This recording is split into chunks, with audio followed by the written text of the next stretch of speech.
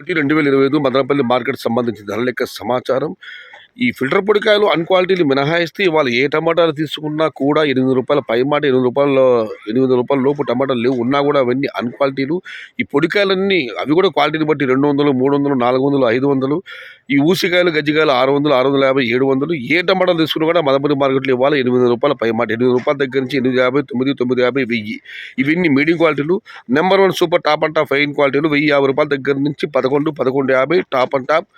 1170. మొత్తం మీద చూసి వాళ్ళ మదనపల్లి మార్కెట్లో వేలం పాటల వేగం పెరిగింది, యావరేజ్ ధరలు కూడా పెరిగాయి.